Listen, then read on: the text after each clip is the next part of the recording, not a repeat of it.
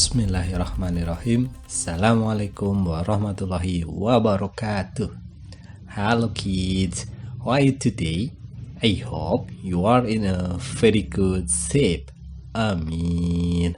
Apa kabar kalian? Semoga kamu dan keluarga dalam kondisi yang sehat ya. Baiklah Ananda semua, kali ini di semester 2 tentunya kita akan ada materi baru, yaitu public speaking. Sebelum kalian melaksanakan pembelajaran pertama kali ini, jangan lupa say basmalah together with me. Bismillahirrahmanirrahim. Kemudian rutinitas seperti biasa, seperti bebersih, sholat duha, murojaah, membantu pekerjaan rumah, jangan kalian tinggalkan, supaya kalian terbiasa menjadi orang yang tertib dan rajin. Oke, hari ini kita akan belajar mengenai bercerita. Apa sih itu bercerita? Kalau kalian memikirkan bercerita itu berbicara di depan orang lain, itu tandanya kalian sudah memahami apa itu yang namanya bercerita. Kali ini kita akan lebih fokus pada bercerita tentang pengalaman pribadi. Apa sih itu pengalaman pribadi? Yaitu kegiatan yang dilakukan seseorang maupun bersama-sama yang membuat pelakunya merasa berkesan dan membekas di ingatan ataupun hati. Nah, jika dibagi menjadi beberapa bagian, bercerita dibagi menjadi beberapa jenis, yaitu bercerita pendidikan. Misalkan cerita-cerita tokoh negara seperti Raden Ajeng Kartini, Soekarno, Presiden Indonesia, dan tokoh pahlawan lainnya. Terus kemudian ada bercerita pengalaman. Nah, bercerita pengalaman ini yaitu cerita tentang kegiatan atau kejadian yang pernah seseorang alami.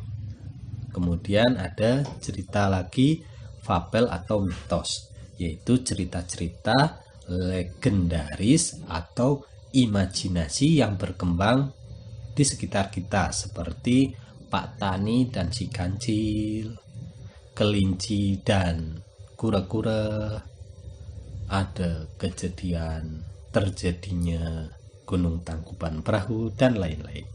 Dalam bercerita, biasanya seseorang mempunyai teknik memperhatikan urutan cerita dari awal sampai terakhir, dibacakan dengan jelas dan tidak melebar kemana-mana atau runtut dari awal sampai terakhir hingga cerita itu terkesan menarik. Lalu pelafalan harus jelas. Nah, pelafalan ini biasanya itu cara pengucapan. Misalkan tikus harus dibaca jelas tikus. Kemudian yang ketiga ada menggunakan intonasi yang tepat. Misalkan dalam bercerita itu ada yang menggunakan suara pelan seperti bunyi shh. Kemudian ada suara yang harus dibaca dengan nada yang tinggi. Misalkan hentikan.